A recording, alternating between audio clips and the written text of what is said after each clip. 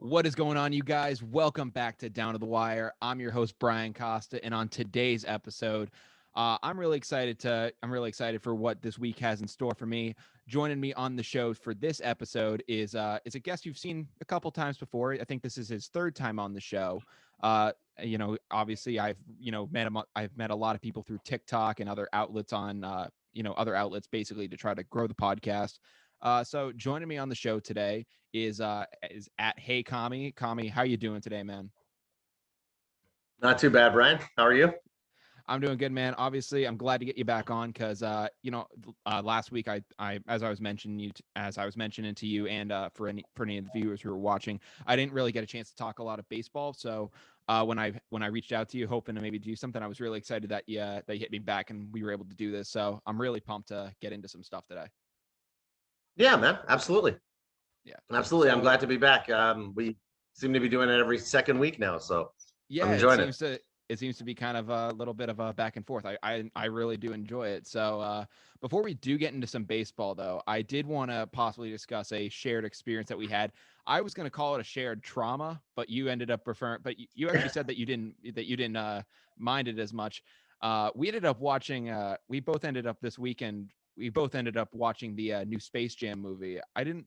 I'm kind of want to know how did you kind of think of about it? Because I ended up watching it twice in 2 days. The first time I watched it, I was watching it just solo to kind of get a feeling for it. I watched it on HBO Max, so I didn't end up going to the I theaters. got you. Oh, Um, okay. yeah. So I originally watched it the first day just trying to get a pretty baseline review of it, and then the second day when I watched it, I ended up watching it with a friend, and I was also like, well, if I'm gonna maybe do an episode on it, I should have a thorough baseline, be able to review of it. So I'll let you get into it first. What were your general thoughts going into Space Jam? Did you kind of grow up on the original? Like, what Yeah, was your kind of experience with of Space Jam course. going into this? Well, the first one, I said it wasn't so bad. I guess my so bad is in comparison to the like 4.2 that it's got on IMDb out of 10. It is getting That's like trashed. atrociously bad. That's atrociously bad. That's like all-time worst legitimate movie bad. I don't know anything that's Mhm. in the fours that made it to theaters. Like Geely with Ben Affleck was probably in that range, but um, the original, the original is an hour and 40 minutes long. I'm Michael Jordan is probably the worst actor ever put to screen, but he doesn't have to act much because the focus is put on the Looney Tunes for the most part, right? He goes, "What am Yeah, I doing here, bugs?" And then they like pull his face apart and slap him around a bit, and he goes, and it's that's pretty much the it's acting that's absurd. required of him. But like the original is, like I said, it's an hour and 40 minutes. This one's over 2 hours. With the trailers, it's like 2:15. Um, the original has a great soundtrack, which is not something that we do anymore. That's not important. They Mhm. don't make good soundtracks. There's like, I believe I can fly. It had all these amazing songs on it, right? So it just like you came back to it and the music would like instantly entertain. The movie was like mediocre, but the music would keep you involved. The pace kept you involved. They had a lot of good comedians in it, like Bill Murray and Mhm. Wayne Knight, like Newman from Seinfeld. Like they're Yeah. comedians in it to kind of like, Michael can't act, so let's have some comedians in there to eat up some screen time. And it just, I don't know. I'm not saying it was like brilliantly orchestrated, but it worked. Everybody came out with a smile, and then this one was just like, wow. It was the I'm trying not to do spoilers. I'm going to try to speak in a way that doesn't spoil a movie that it doesn't matter if it's spoiled or not. It's Space Jam. Yeah. If you don't think that Yeah. LeBron is going to come down to needing to make the winning shot at the last second, that's like what, and he's gonna make it because the universe isn't going to get deleted, right? We know what's going to happen. Imagine if Mhm. it ended and he doesn't make the shot and everybody dies. Like that's not going to It's just happen, a right? it So it's just Avengers. It's just Avengers Infinity War when the snap happens and everyone dies. It's like, what? it's like, wait, don't they have movies coming up? Yeah. It doesn't Spider-Man have 3 movies coming up? How is he going to be dead for those? Well, yeah. Exactly. Oh, he's not. Exactly. They Yeah. just turned him into a momentary fart, and now he's back. Mhm. Yeah. No, I mean, it But was yeah. oh, you Oh, go you ahead. can go. Oh no, Okay, I well, was I was gonna going to say, I say, mean, yeah, you go. You can take it. Trust me. I will.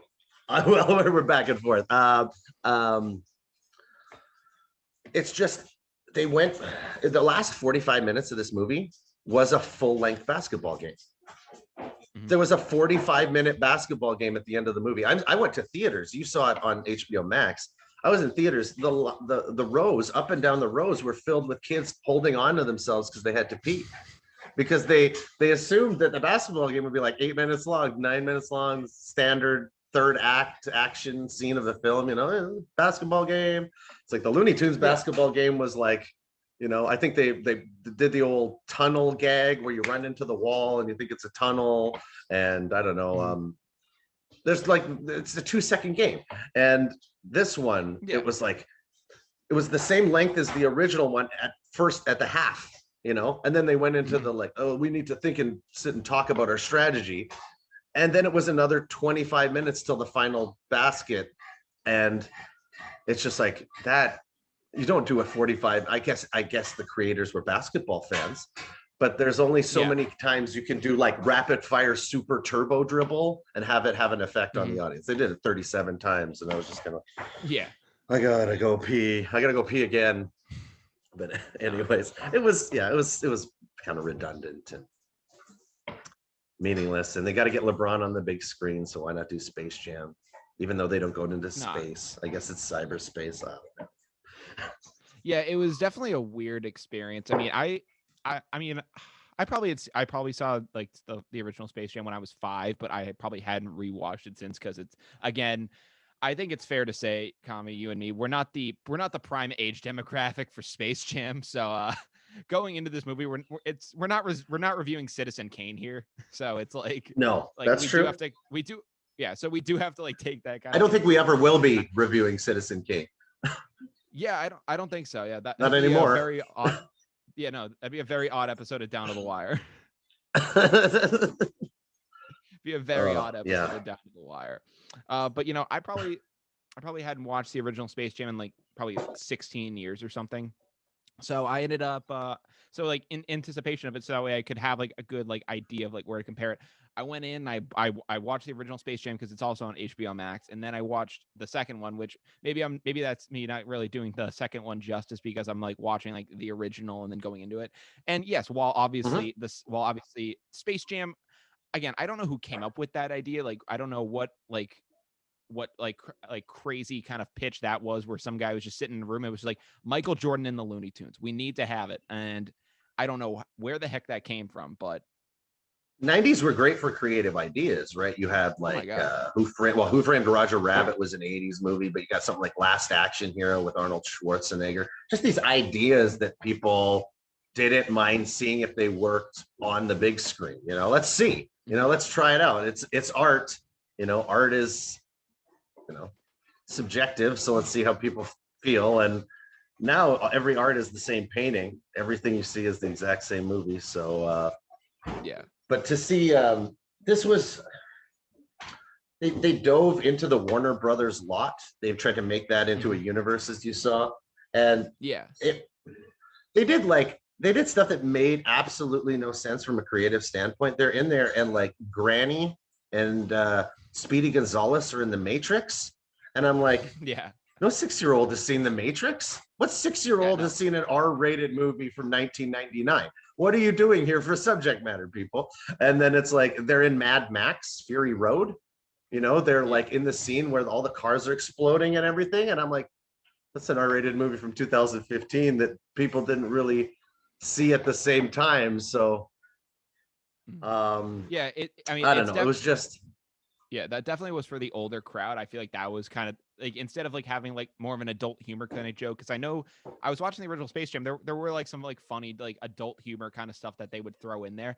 I think to kind of take out the adult humor jokes and risk like, oh my god, that's such a scandalous thing. I think what instead they decided to do would be like, oh, look at these older movies and like take the nostalgia of this instead of like throwing adult humor. 100%. It's a 100% nostalgic trip. Oh, absolutely. Absolutely. And where in the first one, like, think about like, I don't want to use the first one as this model of like screenwriting, but No. the plot and point is laid out in the first like 6 minutes. The movie starts, they're on like, I have not seen this movie in a decade. Okay. I haven't seen this movie in a decade, but Yeah. the movie starts, they're on Moron Mountain. I can even tell you what it's called. Yeah. And Duke Swackhammer, I think that's Danny DeVito's character's name. He wants new attractions for his Mars theme park, and he wants Michael Jordan. He wants Michael Jordan. So he goes and challenges him to a basketball game. If he wins, he gets Michael Jordan and the Looney Tunes. And it's laid out in the first 6 minutes what the point of the movie is. You get it. Then they go and steal the powers, and stealing the powers from the NBA players is hilarious. Like watching them like lose their like motor skills, and they're just and Muggsy Bogues and Charles Barkley are in therapy, and Charles Barkley's like, oh no, Charles Barkley's in the church, and he's like praying to God. He's like, please God, I'll never date Madonna again. Come on now, please, anything to get my powers back. And you're just like, it was funny. It still makes me laugh. Those are good jokes. And No. I just I think they missed out. They just tried to reboot something that I don't know, man. I don't know. I don't know why they did it. I don't know either. I mean, there was the scene where like you were mentioning the players losing their powers. I was gonna get to that. And I was like, when I was watching it back, I've seen the players lose their powers, and then I think it cuts to the scene of like Michael Jordan like watching the stuff go down in, like a hotel room, and it goes like, oh my God, look at Sean Bradley, and he's like walking all bow-legged, and like the first thing that came to my mind when I was watching that, the first thing that came to my mind, I was like, oh, that's just Sean Bradley. I was like, true, right? I was like, oh, it is kind of how he walks. I was like, he's fine. Like nothing looks different with him. That was the first thing that came to my mind with him. But no, like there were like legitimately kind of funny things. And the thing about the original Space Jam was like, obviously Michael Jordan is the star attraction. Like there's no like there's nothing like there's no like kind of lie with that. But like Larry Johnson, like Muggsy Bogues, Charles Barkley, Pat Ewing, and did I name everyone? I can't think. I think I named everyone. Larry Johnson, Barkley, Ewing, Bogues. Yeah, you got them all. Yeah, I figured. Yeah, so like I was thinking of those guys, and like while they were kind of off to the side and they were doing like their own therapy thing, they did have like a kind of integral part of the movie, and it's like, hey, our powers got stolen, like we need to like get them back, like we don't know what's going on. With the other superstars, they made like a cameo for like 5 minutes, like Lillard, AD, and unfortunately I just don't know the names of the WNBA players too well, unfortunately. Like they made a cameo for like 5 minutes as themselves, like shooting around, doing whatever. And then you cut to the final scene, they're like CGI versions of themselves, and it's like not even them. And I'm like you kind of lose that kind of connection, and it really just becomes the LeBron show, where I understand that Space Jam was the MJ show, but you did have like that dynamic with other players as well. What shocked me was that the antagonist in Space Jam is an animated Danny DeVito, and he looks just like Danny DeVito, and he's like, "Oh, crazy and mad! I want Michael Jordan." And in this, it's Don Cheadle, and he's like, Don Cheadle's a great actor. Oh my God! But Don Cheadle doesn't like stand out as a caricature. Mm-hmm. Like Danny DeVito, when you use Danny DeVito, especially in a voiceover thing, you get this caricature, this larger than life thing comes out.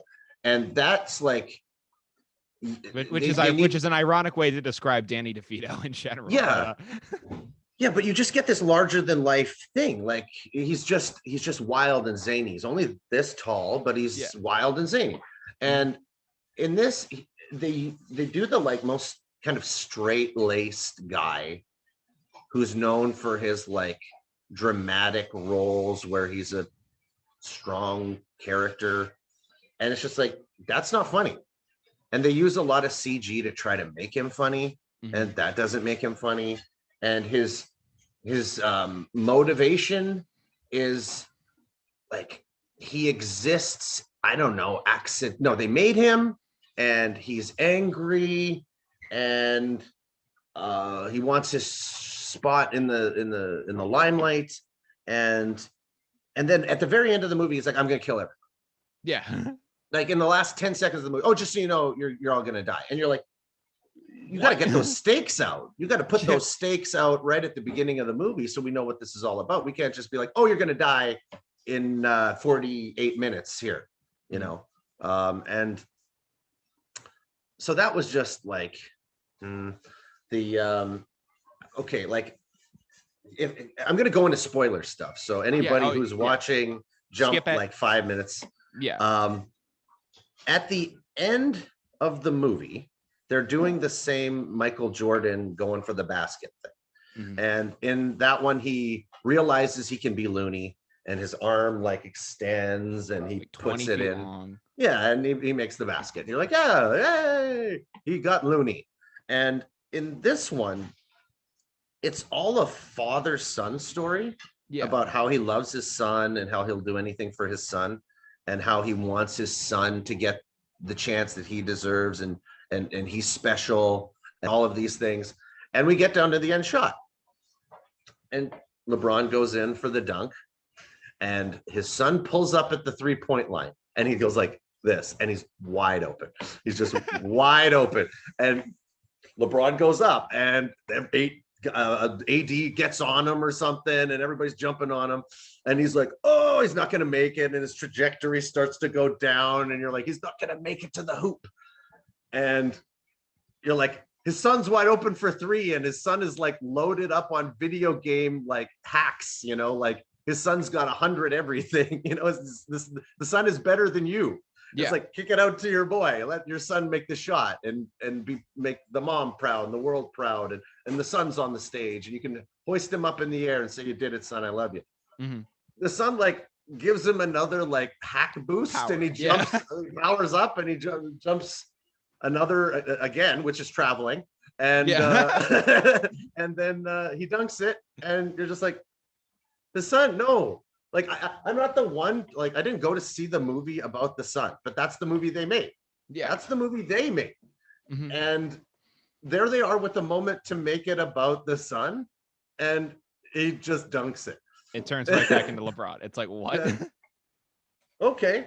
And I didn't really understand that one. I didn't understand why we went on a 35-minute like journey. It was reminiscent of Hook. I don't know if you've ever seen Hook.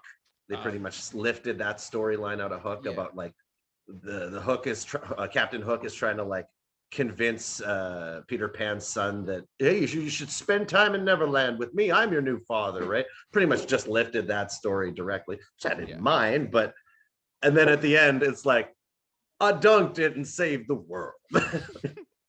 Okay, if that was what you were just gonna do, then don't have the son. You know, eliminate, make this movie an hour, 90 minutes long, get the son out of there. And if you're just going to dunk it.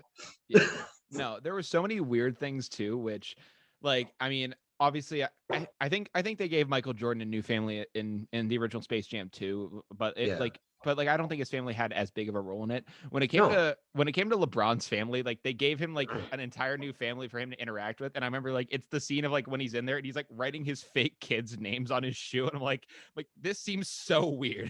It really does. I didn't understand that at all because like at the end I personally didn't know if they were LeBron's kids or not because I was sitting there going like, oh, like they got lucky because LeBron's kids are kind of talented. And then it wasn't. And I was like, why did you have him in there? Yeah. And if it's real, like why is it? Yeah. He didn't even pretend to be LeBron James Jr., which is the name of one of his kids. And he didn't pretend to be Bronny. And I think his son's names are Bronny and Bryce. And like, they just came up with Darius and Dominic. And it's like, the hell did that come from? I don't understand that writing. Like I would get laughed out. I had to do 118 drafts for Tommy John. Yeah, I had to do 118 drafts, you know, make everything spot on. And it's just like this generation of filmmaking is the movie is sold on the pitch. You have to ask yourself, are you going to see a movie that was, what was it first? Was it a script and then they gave it a title, or was it a title and then they wrote a script? We're going to make Space Jam. Okay, get me a script in 2 months. Is that what movie you're going to go see? Or are you going to go see a movie that they sat down for like 3 years and toiled over it over and over again? The only thing that should matter is the script. Yeah. The actors can be no-name guys. You've seen no-name people before and been blown away by them. Actors don't make a movie. Director is really an overrated title because directors are usually script dependent. It's like a guy in hockey who can score 50 goals because he's got Connor McDavid or Joe Thornton next to him, right? Yeah. It's like you have to understand where is the movie really coming from? And it's that creative piece of writing that started the whole thing. And if it's a title first, if it's just a title and they have a release date set and they're just like, you got 3 months to write it, whatever it is, we're making it. We got to hit that release date. Why are you watching it? That's why it's garbage. They can't just pull out miracles. I could, but they can't. Yeah, I mean, speaking of miracles, I mean, I do want to get into some baseball with you, but one of the things that like I was looking at miracles, and I don't know. I mean, I know you're in filmmaking, so I don't know if this is the correct term. I watched like a movie reviewer like a long time ago. He reviewed he removed it, but he referred to this thing. He referred to it's called I think he called it a movie plot device, and and basically, you know, I think he was reviewing Jaws 4, like the revenge movie, like the one that like Roy Scheider wasn't even in. Like it was like the one that was like a joke. And at about the end the of the movie, mom, yeah, at the end of the movie, sorry guys, I'm spoiling Jaws 4. You're a bit late to the party. But basically at the end, there's like this weird explosive thing that like has like a tracker on it, and like you can like detonate it from like some remote. And it was like, you know, way beyond like its time and comprehension. I think still now like it would be, but like it was a device created specifically for the movie for them to like to resolve like the plot and like, you know, be and kind of like lead to the resolution of the story. Like that device did not exist in real life. There were so many examples of that in this movie. I'm not talking about like the Warner Universe thing. Like I get that that's how you like did the movie and like you want to like say like AI and all that stuff. That's fine. That's not where I meant like where it got like crazy with the plot devices. There was like this, but where I kind of mean it was, you know, I was looking at like LeBron James's like kids like gaming setup and like different things like this. And I mean, listen, LeBron has a lot of money, so it's possible that he has like certain things like this. But then, you know, his kid, again, spoiler territory here. His kid wants to create a video game, and in doing so, he wants to get like attributes from different characters.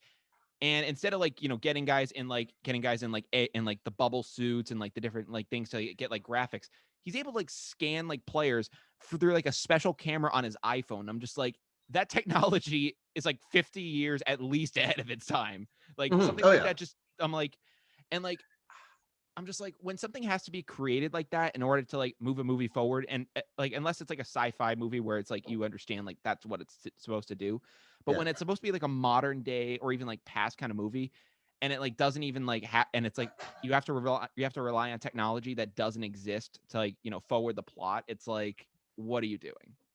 We're so addicted to it now. We're so addicted to listening to one sentence that explains some magical MacGuffin that allows you to do whatever you want, because it's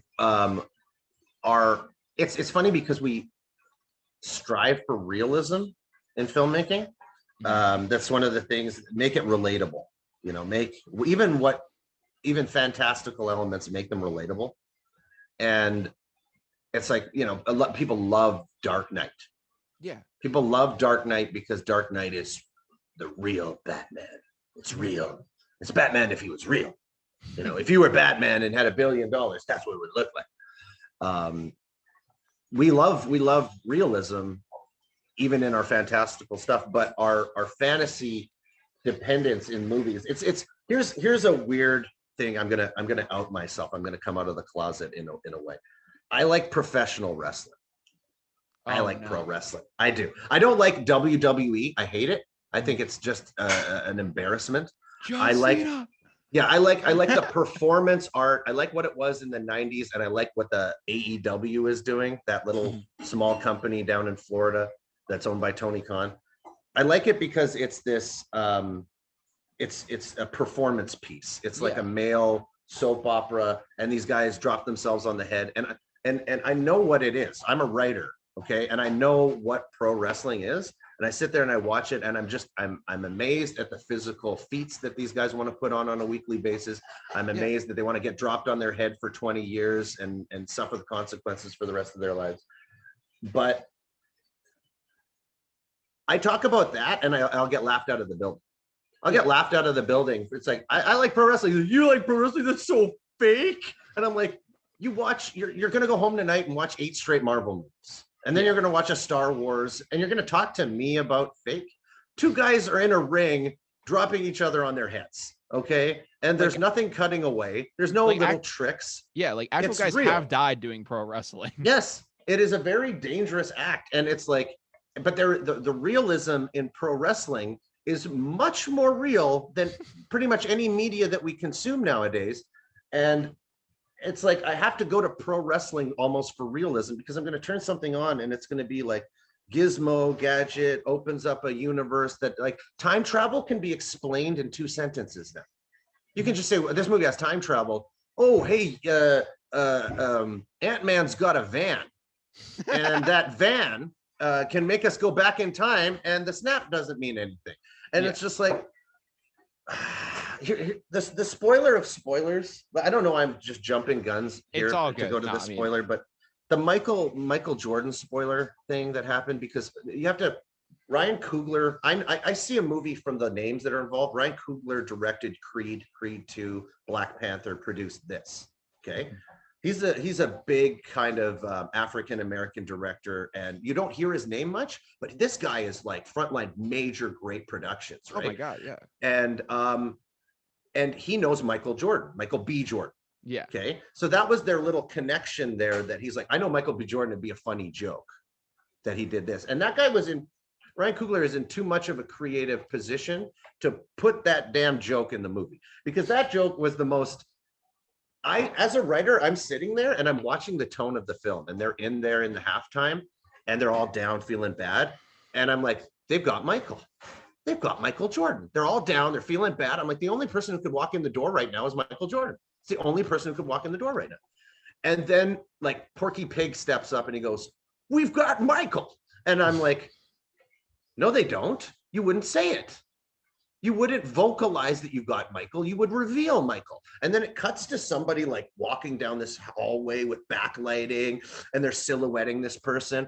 And everybody in the crowd is all giddy. And I'm like, you assholes, you don't have Michael.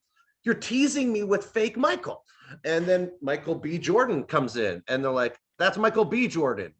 And you're like, the Looney Tunes mistook this man for the guy who saved their existence, who was 40 at the time and is now 30. I get that his name is the same, but it's just like, that made me so mad because I might have come out of that movie 2% happy if Michael Jordan was in.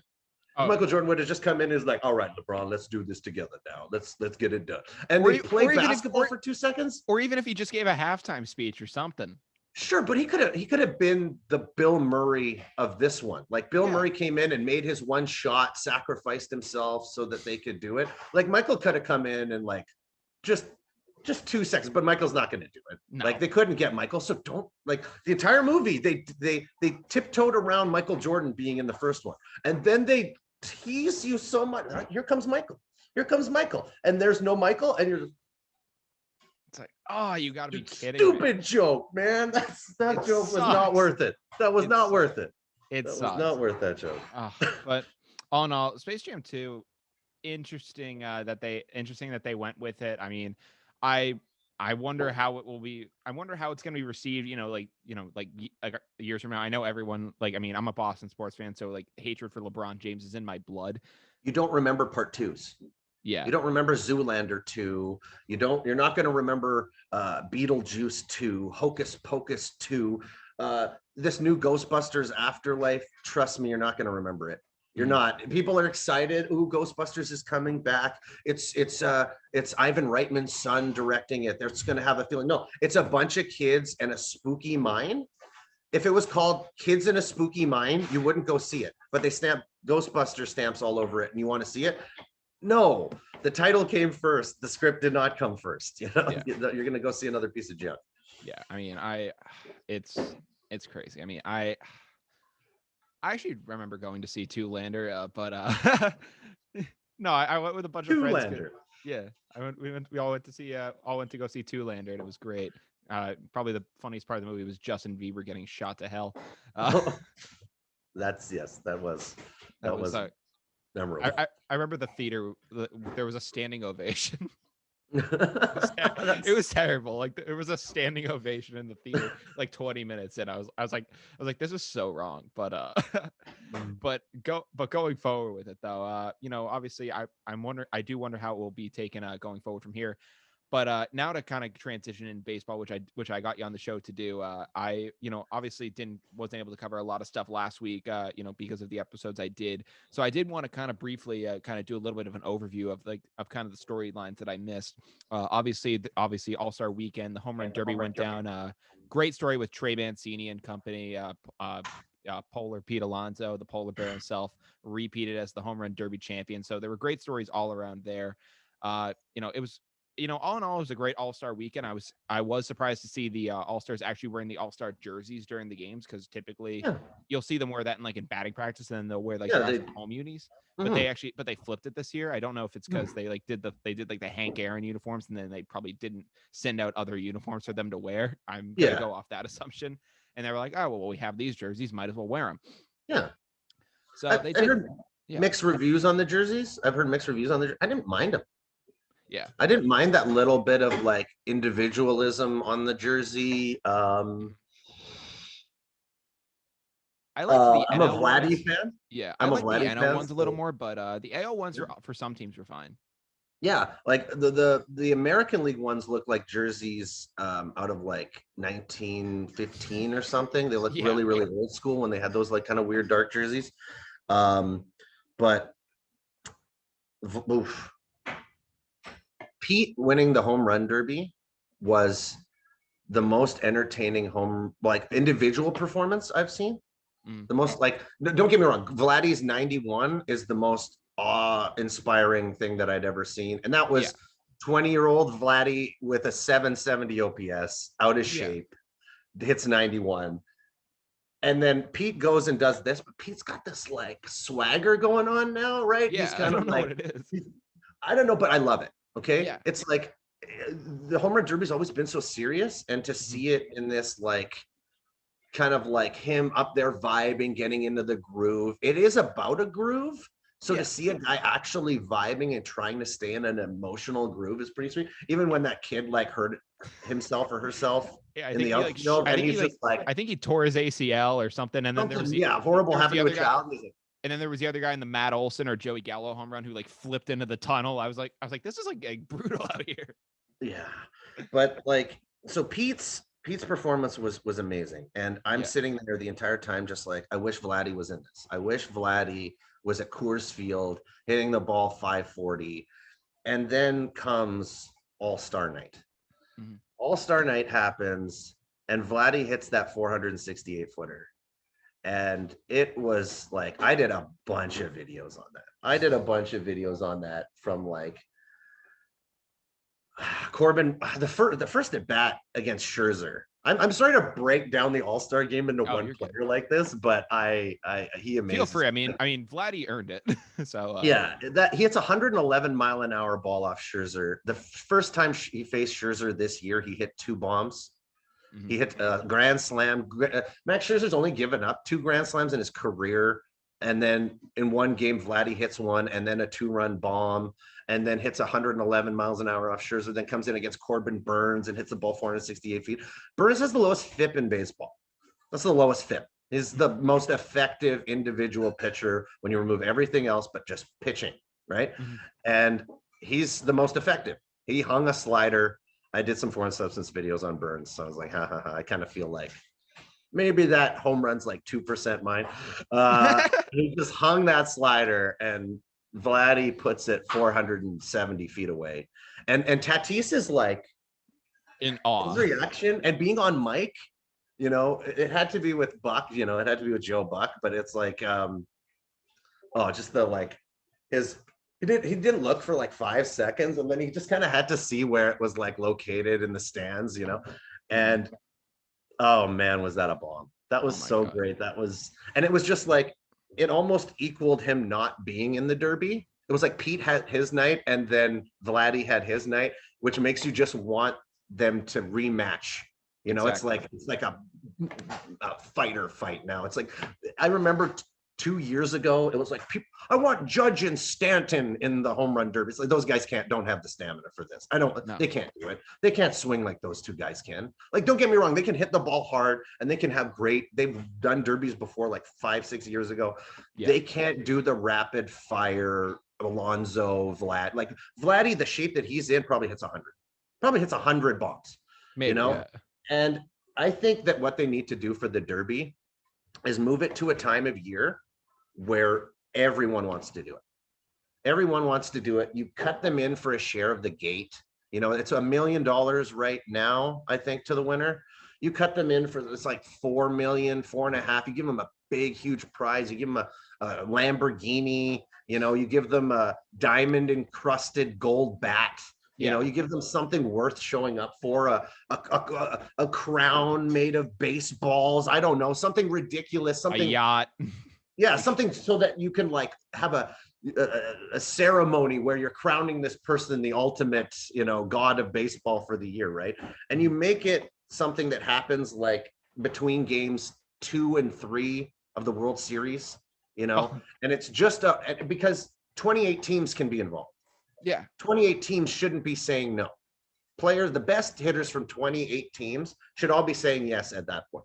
And I like that it's with the All-Star game, but I don't like that guys are like, I don't want to ruin my swing for the second half. I'm not doing it. And I want to see you do it. Make it so that they do it. Please make them so that the best guys do it. Please. I want to, because we always say it every single year. We go, why isn't this guy in? Why isn't this guy in? Let's just figure a way to make it so it was like it was in the 50s and 60s when you had like Mickey Mantle versus Willie Mays in this week's round of the home run challenge, you know, and they would just come in on their off time and they would both hit home runs. And absolutely. Yeah, I would love it more like that. Yeah, I mean, I would love it too. It would be amazing to see. I mean, it would be, just to see guys, you know, like those actual stars go out, and not to say like Alonso and those guys don't deserve it themselves, but like just to see like the cream of the crop go out there, it would be amazing to watch. Yeah. Yeah. And then other events, do you think they should do other events? I mean, I wouldn't mind seeing like my brother he did like all-star tournaments like when he was like 12 years old. So there were like plenty of other events that like people do like there's like a around the bases challenge to see like who's the fastest base runner. There's always the golden arm from center field, which is always a popular thing. Like you could have guys like Jackie Bradley Jr., like guys who have absolute cannons just going from center field, like trying to maybe hit a target at home plate or something. And you could do something like that. I know they used to do a thing for fastest around the horn time. That used to be one that they would do. So I mean, there are plenty of other skills competitions guys could do. Yeah, like I understand you don't want to do anything that may lead to an injury, but like, why couldn't you do like around the horn sounds nice? You know, like you bring an infield in and you're challenged, like infields are challenging each other for the best around the horn time.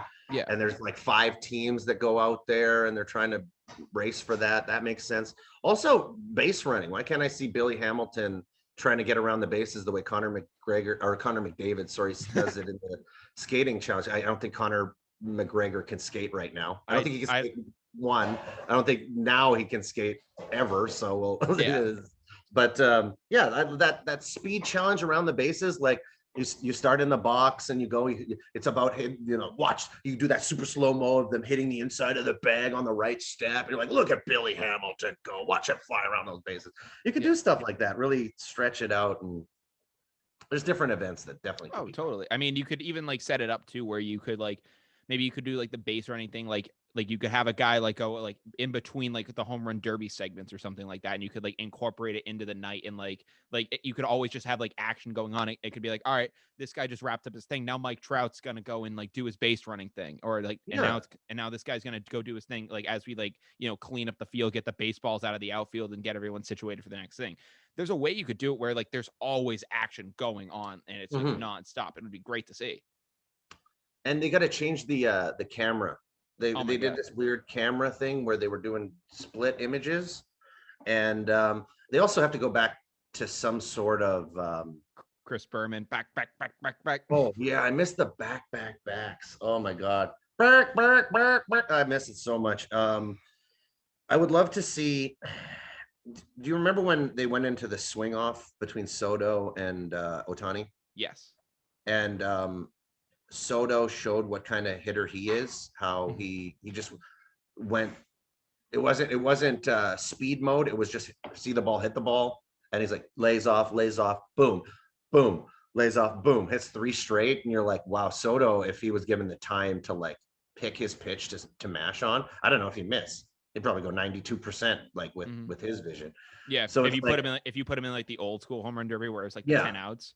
yeah, and so I the rapid fire is cool, but does it diminish it?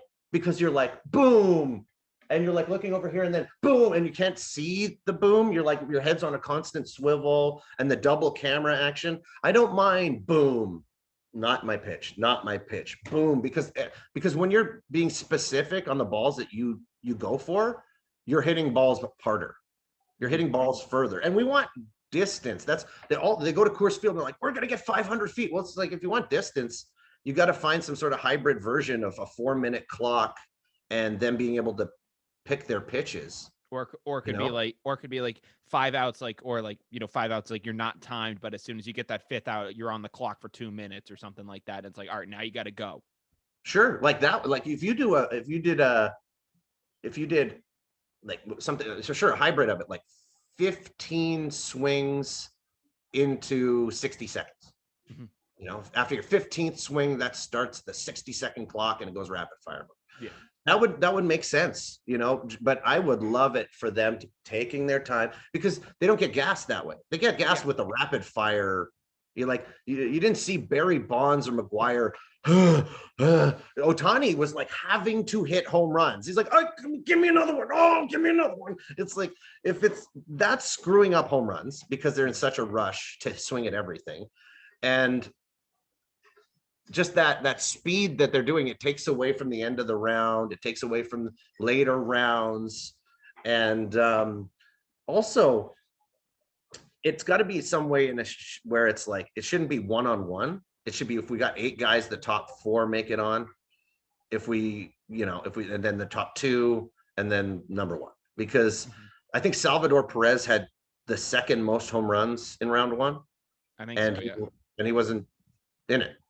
If you have the second most home runs in round 1 and you're out, well, that's not baseball. Yeah. The second most. He should be in the playoffs, right? So Mhm. I didn't understand because he went on a run. There was a point where he had like 10 in a row. He's like, I can't catch up to Pete. Boom, boom, and just started just absolutely raking. So you got to find a hybrid of the way they do it now and that patience that the old school hitters had back in the day.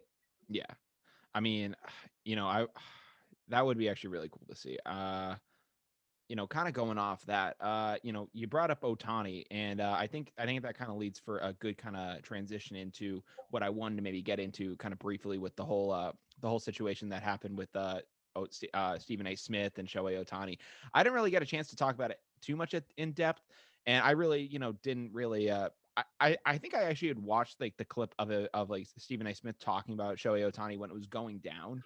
Uh, so I was kind of watching that, and you know, I saw a lot of people having outrage at Stephen A. Smith first, and while I agree that it's granted, the first thing that I kind of the opinion that I originally kind of agreed with was it came from Jared Carabas, who's a Barstool Sports affiliate, and he kind of came out and he said, listen, I don't know. He didn't understand why people were getting mad at him at first. He didn't know the opinion of it. And he was saying, listen, why the hell is anybody listening to what Stephen A. Smith has to say about baseball? Why Mhm. why is anybody Oh, taking what he exactly. has to say seriously? Because obviously for anyone who missed it, I mean, it's been a couple weeks now, but Stephen A. Smith basically kind of came under fire for saying that, Shohei Otani can't be like the face of baseball because he needs an interpreter and things like that. And he came under for fire for it.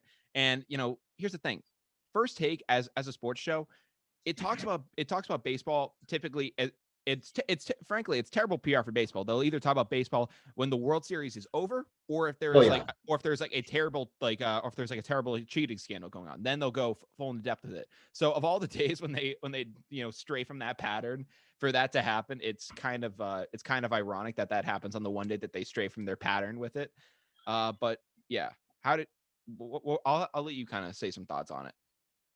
Um, my opinion on that is like, to me, you've got a lot of sports shows out there, Yeah. and the people involved with the sports shows can handle the basketball, football, hockey, NASCAR, UFC aspect. And then when Mhm. they get to baseball, it's a different sport and they don't know what they're talking. Yeah. They just don't. They Yeah. don't know what they're talking about. It's not the same thing. Yeah. For anybody listening out there, the history of baseball is a different thing from the other sports. It's just Mhm. different. Like if you're going to come out like, and it wasn't so much that I thought like this was like a cancel culture thing or he should be Yeah. fired or anything like that. I thought it was just a really stupid comment. They're just stupid. Like Yeah. I don't even think like I think I made a video about it. I said racist comments, but when I was doing my commentary, I don't think I ever said racist. I think I said stupid Yeah. because of how like literally stupid the comment is. The the sport is about seeing ethnic like the world rise within the sport in the United States. Mhm. You've seen Hank Greenberg do it for the Jewish people. Sandy Koufax do it for the Jewish people. Jackie Robinson do it for the African Americans. You've got Hideo Nomo, Fernando Valenzuela, Roberto Clemente, David Ortiz. Okay, I brought that. I that was going to be my point in this was that 2013. Who was the face of Boston David when Ortiz. after the bombing? After the bombing, who was the face that you went to? Was a guy who didn't speak English as his first language. Was Mhm. the face of the city when the city was attacked and America needed like a rallying cry. And it was Yeah. David Ortiz. Does that not say it right there? It doesn't. Exactly. Our heroes have like, oh, I get riled up about it because that sport, I didn't see color growing. No. I honestly believe I did not see the color of people's skin when I was growing up Mhm. because probably of baseball. I just watch baseball and that guy's amazing at baseball. Nobody was judged based on anything else except their baseball ability. Exactly. And to to say that Shohei Ohtani can't be the face of baseball is it's so stupid because he is the face of baseball.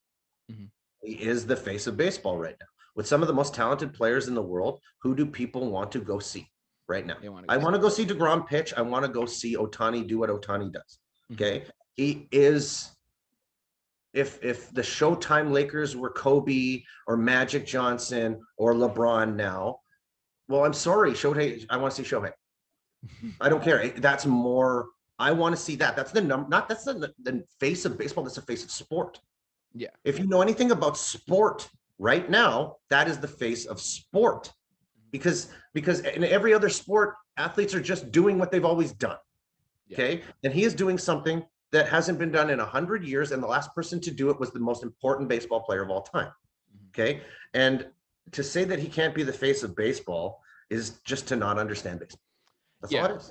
I mean, the thing with that too is that, of all the sports where it's like well, I do think that, Shohei, if he does end up learning the English language, I think that would be very beneficial for him, He especially knows being in he the knows a United little States. bit. Yeah, yeah, I think he knows a little bit, but I think he has the interpreter just so that way, like, he doesn't kind of like, kind of like flumber some stuff around. I think it's more just so that way he can go like, oh, like for like longer, like, cohesive responses, he can give it out. Like Mm-hmm. he can like do like, very like simple things like that. But I think that's what the guy is for mostly. Mm-hmm. But going off of that, I was, with the whole Shohei thing, you know, I think that Shohei is, frankly, he's a great guy. I don't think there's anything wrong with him in terms of what he represents to the game of baseball. And when it came to the whole English aspect thing, ironically, baseball is like the one sport, like is like the one team sport where you don't need to be speaking the same language. In football, you couldn't have a center that spoke German and a quarterback who spoke English. Like you couldn't have Mm-hmm. that. Like you couldn't have that dynamic because it wouldn't work and you wouldn't be able to like call up plays. In baseball, like I think it was I forget exactly what it was, but I think it was it got Colin Cowherd kind of like removed from ESPN because he kind of like put some negative connotations on it. But he ended up saying like you could have a shortstop from Korea, you could have a second baseman from the Dominican Republic, you could have a pitcher from like Texas, and you could go out and win a World Series. When you think about it, it's the place where you can take people from all over the world, put them on one place, and they speak the same language instantly.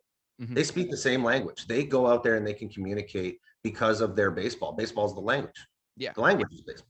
Mm-hmm. And for some people, it's a religion. For some people, it's a mathematical escape. It is really whatever you want it to be, you know? Yeah. And it's just the thing that I say about it is that there's no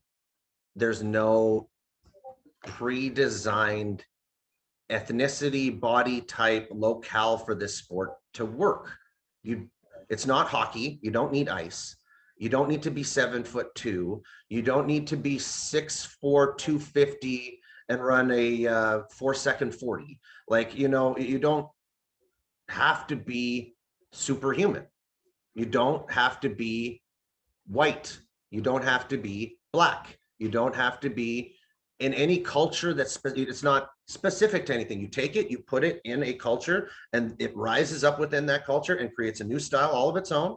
The way that Latin Americans play it is different from the way that the Japanese play it, which is different from the way that we play. Yeah. And they're all right. Yeah. And when you look at it on the World Baseball Classic and they all come together there for the World Championships, you see all those styles and you see that Japan wins or the Dominican Republic wins. Yeah. And that all these styles are completely as effective as anyone, and it's the language we all speak. And I don't know, you just see it. Like Hideo Nomo was pitching to Mike Piazza, throwing no hitters. Yeah, right. So we all speak it. Like Hyunjin Ryu in Toronto with Danny Jansen. Those two are like kindred spirits. When Danny Jansen's not catching him, his ERA shoots up to 4. When it's Danny Jansen, his ERA is 2.2. They have a communication that is beyond language. And yeah, dude, it gets me really riled up that there needs to be a specific skin color or language coming out of your mouth to make baseball appealing. Yeah. I don't show up for the post-game interviews. It's not what I'm there to watch. Yeah, that was like, here's the thing. When Stephen A was saying that was never my like idea of why Shohei Ohtani couldn't be the face of baseball. That was never like that. Like to me, when he was saying like, oh, I don't think Shohei Ohtani could be the face of baseball, and I was like, I want to hear his response because what I thought he might have gone into, which is something that I've kind of considered to be a large problem in baseball, and my friend has agreed with me on this, is that like when you take stuff like the NFL and the NBA and, you know, even other sports like that, they have like a broad focus where they can go like, obviously, you know, the NBA is always going to be, you know, favoring guys like LeBron. Giannis, also shout out to him for winning a championship last night. It was Absolutely, great for him. Yeah. But, you know, different things like that, they're always going to have like, you know, they're always going to favor those kind of guys. But when a guy like Luis Dort or whoever goes out there like scores like 25 points, they'll be like, this guy had a career game. Like what a show for this guy. Or an NFL receiver has 3 touchdowns and it's like, oh my God, this is an amazing day. Like it's like you can recognize that. Baseball, from what I noticed from a marketing standpoint, has a very narrow focus, and they focus in on like 4 or 5 guys, and that's it. And they kind of stick with that. And with Shohei, you have a golden goose. And my friend was talking to me about this, and he was like, with Shohei Ohtani, you have a golden goose. You don't want to be like milking that well or kind of like draining that. You don't want to be draining that dry. Like you have a great opportunity. Use it when he's, you know, being that successful star that he is. You don't want to be going out there because he sent me a post and it was talking about Shohei Ohtani dropping his ERA down to 3.21 after 6 shutout innings. And it's like, listen, 6 shutout innings, pretty solid bid. And then, but all the comments below were saying, well, what about Cole Irvin, who was in that game pitching for the A's, had 7 shutout innings and got the win? And it's just like, I remember, was that the one where he had a double and they lost it as soon as Ohtani came out? Like the focal point of it was like very recent. Yeah. And I think, Anaheim blew that game late. And pretty much as soon as Ohtani came out in the 7th, they lost that game. Yeah. And no, but I agree with you that like there's so many stories. I do a lot of Otani stories. I do a lot of Guerrero stories. I do a lot of Tatis Jr. stories. And I think A lot of I think they deserve all the coverage in the world. yeah. But when you have like those guys like Jesse Winker, like Oh you yeah. know, where's the coverage for him going on with MLB? Like he's not getting nearly as much coverage. And I didn't realize he was putting up good enough stats to be an all-star this year. I Oh mean, yeah. like he's doing tremendous things this year. Mhm. And you're looking at other guys. I didn't realize Craig Kimbrell had enough resurgence to be an all-star. I thought he was Oh flaming out of the dude. league. No, he's point like 60 ERA, best Exactly. season maybe he's ever had.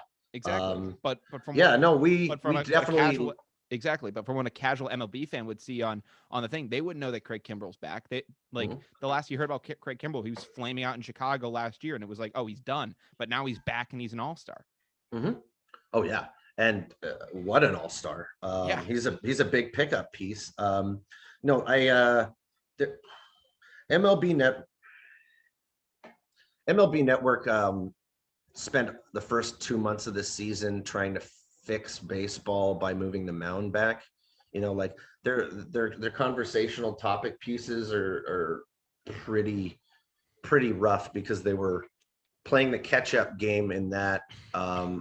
Then things got switched to foreign substance, rightfully so, and that grabbed a lot of the headlines. That grabbed a lot of the stories. Like that, you would go to MLB Network, and what was their focal point on the day? It was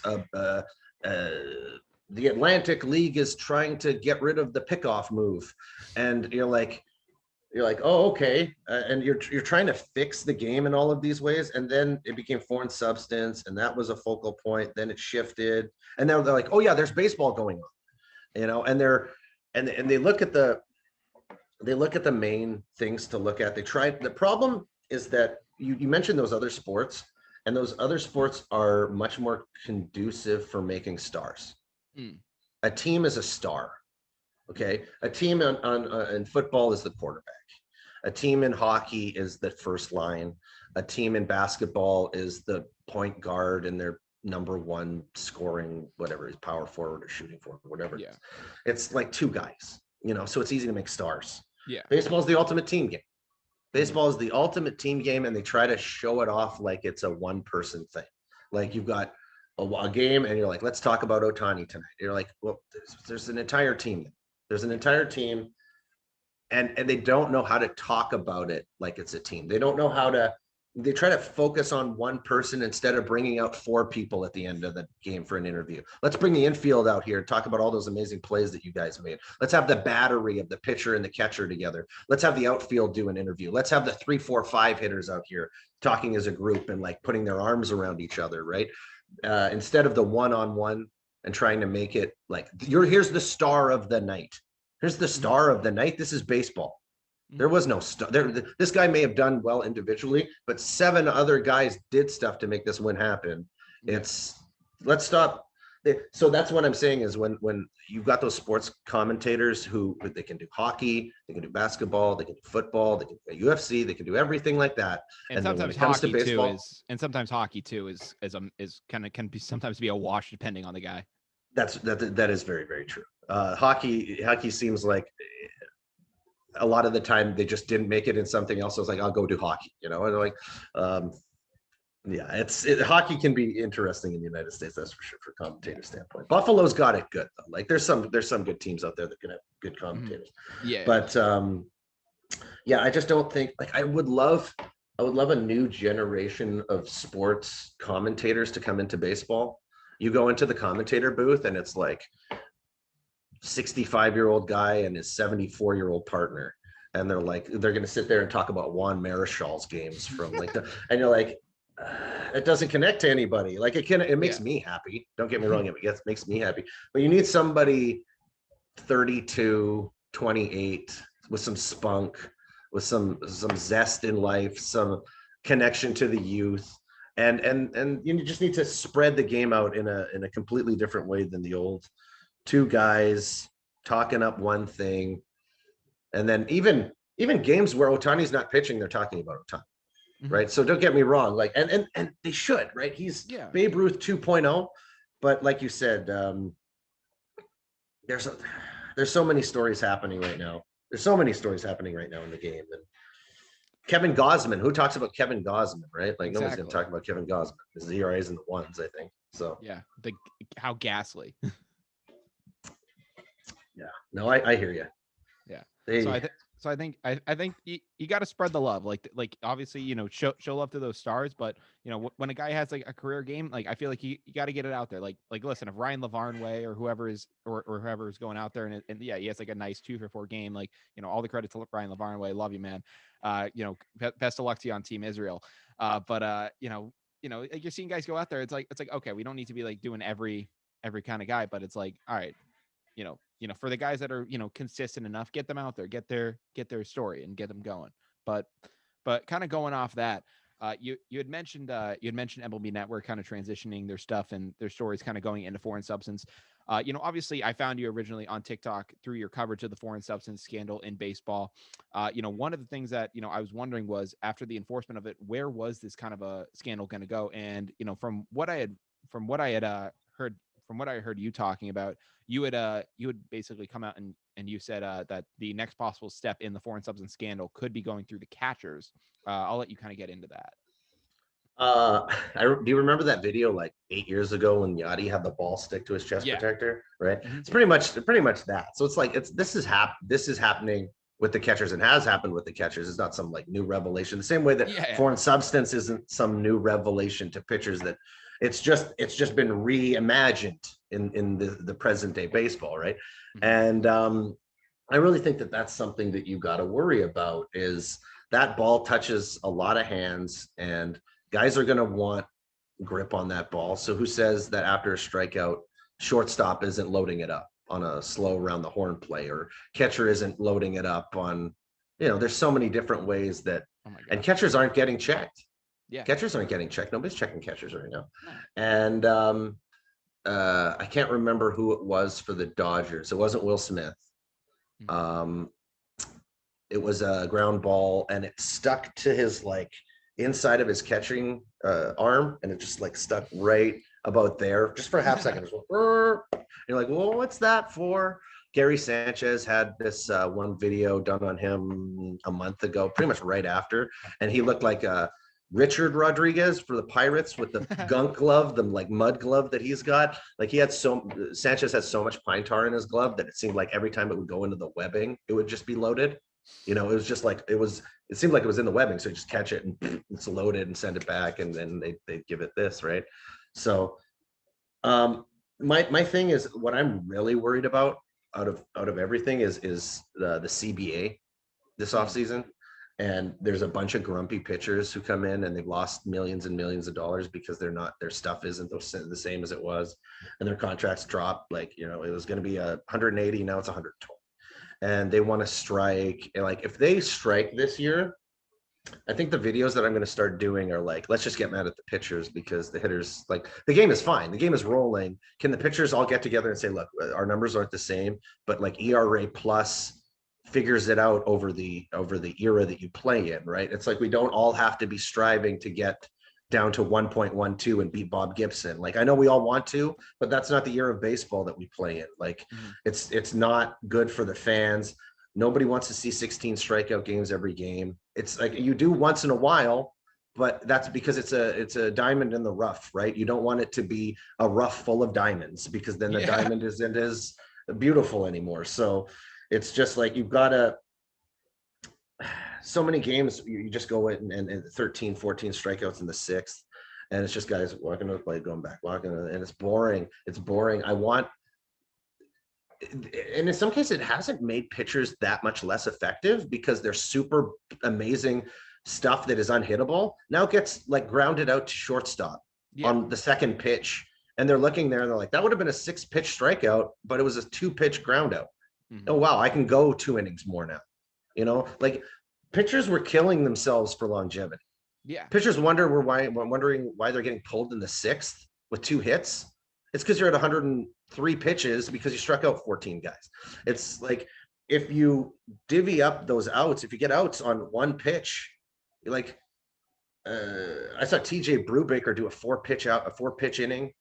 Like, it's fast. it gets your team back to the plate. You know, they came out there, they make 3 plays, and then they're back to hitting, and it gets them into a hitting groove. Like, don't sit out there. You're like, you went 3 up, 3 down on 24 pitches. You're like, huh? 24 pitches? And you're like, well, yeah, I walked 2 guys, and then I got 3 strikeouts, and it got me to 24 pitches. Yeah, but it was like, you know, I got 3 strikeouts, right? My strikeout per 9 is great. And you're like, I don't know. I've talked to Tommy John. I know Tommy John. This guy would walk people to ground and get the next double play.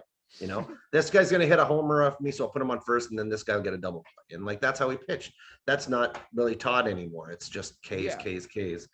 And so the pitchers, if they get together and they're like, we need to strike, I feel like the second half of my season is going to be directed towards getting them a substance that everybody can agree on.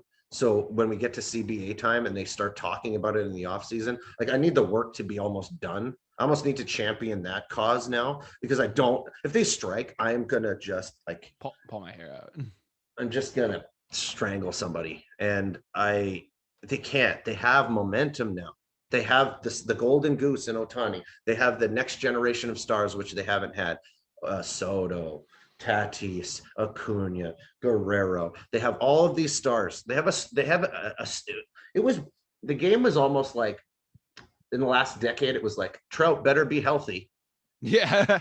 Right. You know, now, like, everybody's going to be, their jaws are going to fall to the floor. There's like 5 guys out there who are as good as Trout. Yeah. There's like 5 guys who have Trout like careers ahead of them. Acuna is like going to have a Trout career. He is that good. Tatis is having the greatest shortstop season of all time.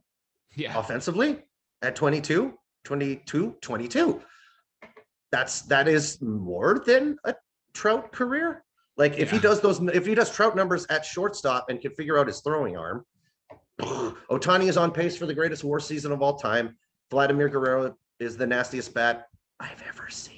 So it's just like, there's 5 Trouts now. There's 5 of them. There hasn't been that, I don't think, since Duke Snyder, Willie Mays, Mickey Mantle in the like 1950s. Like, we haven't had that core of ultimate talent. That Acuna goes down, nobody's even talking about it.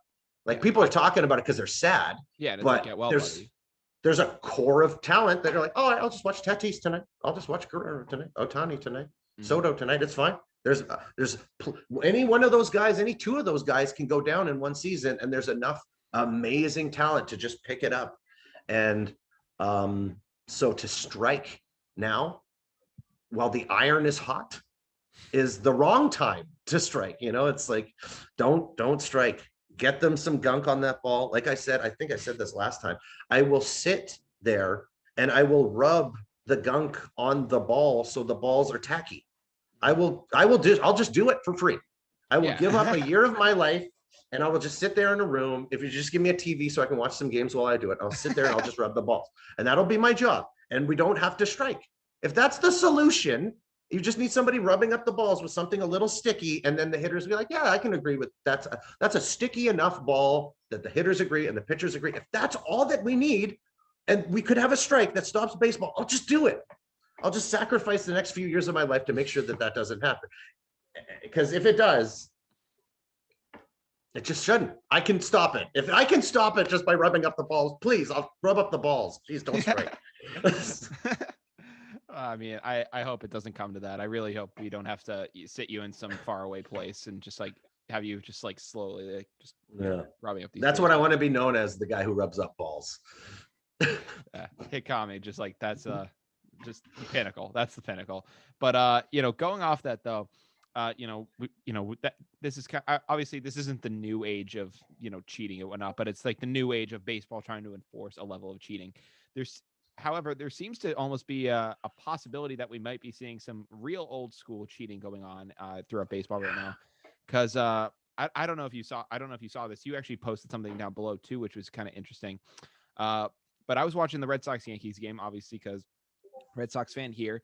There was some stuff going down. I will get to the other story with that in a second. But I was watching the game, and it appeared that at one point, like Christian Vasquez, like he kind of like called the pitch off. He stood up and like started pointing towards center field. And I'm like, what is he pointing at?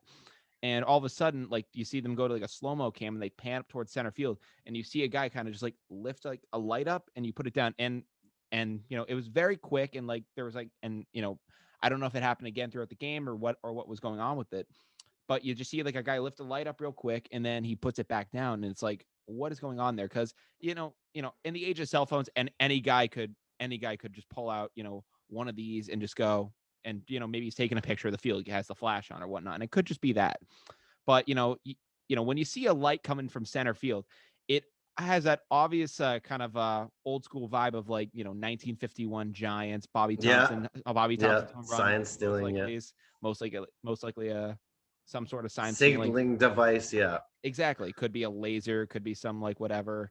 I don't think the guys are having buzzers on their chest now, but it makes you wonder, do you think that the Yankees, and you ended up typing something about the Blue Jays, I don't know too much about that, I'll have you kind of talk about it, do you think that this could be coming back to baseball? I think the Yanks right now are in a desperate place. Yeah, fair enough. Okay. I think Boone's job is on the line. That Mhm. it always is in New York. If you put up a season where you don't make the playoffs, you're probably gone. That's literally it. If you don't make the playoffs, you're gone. Yeah. So they've been connected to it in the past. They haven't been like strung up the way that the Astros were or the Red Sox were. Mhm. But they were like, I think if the Yankees would have made it to the World Series in 18, we'd probably be talking about that. Yeah. We'd probably be talking about how it was the Yankees. Mhm. Kansas City Royals 2015. I don't know if you know about that. That's supposed to be a big thing now that they were sign stealing Really? throughout the playoffs. Yeah. And it makes sense to me because sorry, Kansas City Royals fans, but that team was not as good as the like 2015 Jays were. Like that 2015 Jays team was incredible, and that Kansas City Royals team, like that's the big story, is that was the first team that started doing it, and that's a team that was kind of under the radar, and it really makes sense that kind of put them over the top to be able to do this, and then that kind of leaks out, and then you see Houston really adopt it. And then the thing with Toronto was that I think in the Jose Batista and his kind of rocket up into the from being a fourth outfielder in Pittsburgh and having nowhere on a last place team for 20 years. Where's there to go? Oh, he went up to Canada and now he's hitting 50, Yeah. And I think it was like people didn't really understand. The Jays in that time had this amazing core of sluggers with him and Batista, Encarnacion, and Donaldson, and they kind of like let those guys loose. But like there was always these rumors that people were hanging out in the hotel, and they were like, like people were standing in the windows and they were like signaling with cards or something. That was brought up. But it was like, I think it fell apart because the consistency of those sluggers lasted for half a decade, right? Like Batista was a 6-time All-Star with the Jays. Encarnacion hit 30, it seemed, every single year. Donaldson came and won an MVP. And it's still happening now. Like, look at Marcus Semien. You come to that team can hit. They've always been able to hit. And but there were these rumblings that somebody was up in the hotel areas flashing to the team. And now this stuff with the Yankees, like I said, they're desperate. What do you do when you're desperate? I don't know. That kind of makes me think that they won against the Red Sox all year before that series. Had they? I think they were 0 for the season against. They were 0 for 7. Now, not just trying to like come back and win the year and make it to the playoffs, but just to beat the Red Sox one time, one series. Like, it might have just been that, you go 0 for 10, you go 1 for 10 against the Red Sox. You're really like, I made a bunch of videos about Yankees need to be sellers. Yankees need to stop doing what they do. Yankees need to actually make a baseball team for once, which they don't. They're OPS obsessed. They think the highest OPS at every position is going to get them a World Series. That's not what happens when you go into playoff baseball. When you go into playoff baseball, you're up against two aces and the best arms in the bullpen. So if you're a strikeout heavy team, you're going to strike out a lot. That's just what happens. It's why the big bats fall apart in the playoffs and guys like DJ LeMahieu do well. It's because you have a diverse approach at the plate and you're able to hit more than one pitch that's badly located. If you're a mistake hitter, if you hit mistakes and that's what your career is based off of, you're not going to see many mistakes in the postseason. Okay, so you can't hit that way. You have to be able to score runs with speed on the base paths. You have to be able to take the extra base. You have to be able to sacrifice when you have to go for one run, you have to be able to get one run. Mm-hmm. If your approach is only 3-run bomb and you need one run and you're swinging for the fences when you've got a guy at second base and 2 outs and you're swinging, a base hit scores him, a base hit ties the game. You're swinging for the fences. Yeah. Like there's no baseball going on there. There's Moneyball got to the point where it was too Moneyball and you don't watch the game. Yeah. You don't watch the sport anymore. And it becomes fantasy baseball. Yeah. And there's just a basic idea of building a team. You need a shortstop who is a shortstop. Okay. It doesn't matter if he hits ninth. Okay. It doesn't matter as long as he makes every damn play that he's supposed to, and he makes a few that he's not supposed to. Okay. You need a center fielder. You need a catcher. Do the Yankees have any of those? Which one do they have? They don't have a center fielder. They don't have a shortstop. They don't have a catcher. And I mean a catcher. I mean a catcher. They got a guy who can sit on his back foot and jerk them into the stands. They don't have a catcher. Do they have a shortstop? No, they have a converted second baseman who wasn't good at second base playing shortstop. That doesn't make any sense. And then they have Brett Gardner and Aaron Hicks out in center field. Okay, Aaron Hicks is all right. He's got a good arm. He's an average center fielder. Yeah. You're used to seeing, like, if he's going to be a mediocre defensive center fielder, he better be Bernie Williams. He better be like, you had Mickey Mantle, you had Joe DiMaggio, like center field, shortstop, defense up the middle. That's the core of baseball, is defense up the middle, and then find your offense in the corners. And I don't know, it just seems like sound baseball strategy to try to build a baseball team. Yeah, but no, it's OPS everywhere. Where's the most OPS? I'll put him in there. Oh, he dropped it. Oh, we lost. Okay. Yeah, exactly. No, I mean, you have to have those. You have to have those keys in order to win at those levels. Another thing I wanted to get in with the Yankee series too was because, when the Mookie Betts trade went down, I was not very high on the return because we ended up getting, there were a bunch of prospects that came back. 2 of them now obviously are in the majors. You think of Connor Wong and you think of Alex Verdugo, who was the main returner there. I wasn't huge on Verdugo because there was like a lot of baggage with him coming over. There was like a lot of stuff you didn't know. Now since he's gotten to Boston, he's fallen in love with the city, and I've fallen in love with him. So much so that when I was at the last Red Sox game, I felt it was only there you go. Felt it was an obligation to go get one. All the Red Sox shirts that I had weren't by active players, so I was like, I need to go get a new one because the only shirts I had left were Pedroia and Mookie, and I was like, I need a new shirt. I do this weird thing. I when I want to get a jersey, I get a commentator on the back because the commentators will stick around longer. If you get like a 45-year-old commentator and you really like his voice, you put that on the back and people go, "Hey, you got the commentator on the back." Yeah, I did. And it's like they probably won't move if they're like built around this, then you get a Scully on the back of a Dodgers jersey, and that that lasted for like 40 years. But at the moment with the Verdugo Mookie trade, everybody was like, why? You've got a guy there named Mookie Betts. He was your MVP, best defensive right fielder with Judge, does everything right, has the smile, is the guy you want to build a baseball team around. Like every single thing says this is the guy that you keep long term. And they were like, no. I mean, and listen, there's still a part of me that still wants that. Oh no, I get it. Really still wants that because I'm just like, we're the Boston freaking Red Sox. We have the money to pay this guy. Why don't we? And we ended up getting Verdugo, and he's been a hit here. He's still a young guy, so I think that he has a lot of potential. Is he like? I think you have a comparable production just in those two being traded for each other heads up. Mhm. Like I think Verdugo's OPS is what, about 830, 840? Yeah, something like that. Left-handed bat, very quick bat, chokes up, does everything right. Good defense. Am I wrong there? He's a good defensive player, right? Yeah, he's pretty solid defensively. Especially in right field in Boston, which is the outfield in Boston is treacherous. Yeah.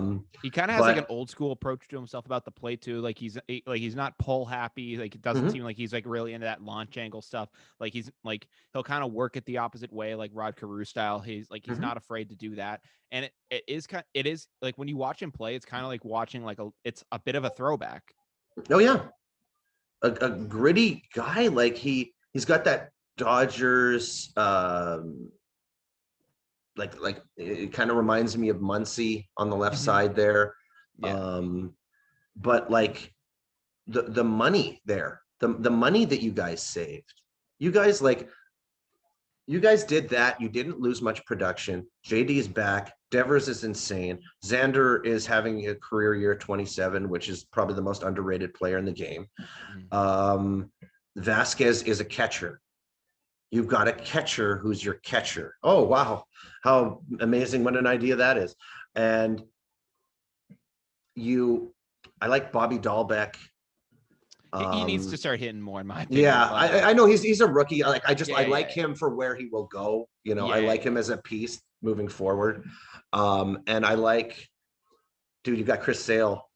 He just threw 3 2/3, 6 strikeouts. Up in Portland. Yep. 98. Dude, he was 92 before Tommy John. Before Tommy John, he would look like the arm was done. It looked like he was sliding into that got to become a pitcher time. If he's throwing 98 and the slider is the slider that it's been for a decade, you've got your ace back for free. Yeah. You've got your ace back. It doesn't cost you anything. And you guys go from World Series champions, a little bit of a lull, you deal Mookie, to being right back in there when you guys were probably fourth at the beginning of the year. That's where people had you as fourth. I think so. I didn't believe any of that at the beginning of the year. There's too much of a ball club there. There's just too much of a ball club. Even before the season started, even what I had seen of Verdugo in the limited time in the COVID season, I was like, that's a ball player.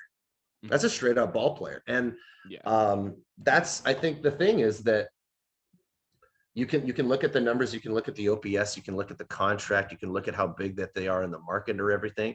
And then you can just look at the ball player. Yeah. And when they sat down, they made that deal and they gave up Mookie Betts. So like, we're getting a ball player back. We're getting a ball player back at right field. It's just like, that's not really that key of a position. This isn't like Mookie was brought up as a second baseman. Yeah. Let's remember that. Like, I still don't understand why he's not a second base. I get it. He's really good defensively in right field, but the offensive production that you would get at him if he was defensively solid at second base would be astronomical. I can tell you why he wasn't. It's because we had Pedroia at the time. And and it was like we had to like do something with him. And it was like, but it's just like Dodgers. That guy used to like. I did a video about two-way catchers. Yeah. About catchers and like not taking away somebody's like what somebody can do. Like taking away that utility ability. Like Josh Donaldson was a catcher. Bryce Harper was a catcher. Kyle Schwarber was a catcher. Craig Biggio was a catcher. All these guys were Pablo Sandoval was a catcher, and it's like knees go to hell. I know Pablo. I know. Yeah, I'm sorry. Just the pain he caused during his unbearable. But it's just like, I think something happens with ball clubs where they're like, hey, stop being athletic.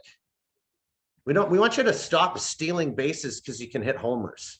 And you're like, no, he can hit homers because he's got great legs. The legs go, the homers go. Yeah. Stop telling them not to be athletes. Stop taking away their athleticism. Like, I honestly love Joe Madden in Anaheim saying, Ohtani, go start, and you hit. And then when you're out of the game, you play right field. Like, well, let's just see what we can get out of this guy. This is baseball. This isn't 162 games of football. Don't get me wrong. Baseball is a horribly hard grind.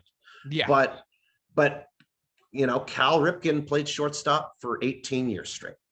And Lou Gehrig did it for 16 years straight. And it's like, have we forgotten that guys just 10, 15 years ago used to play every game?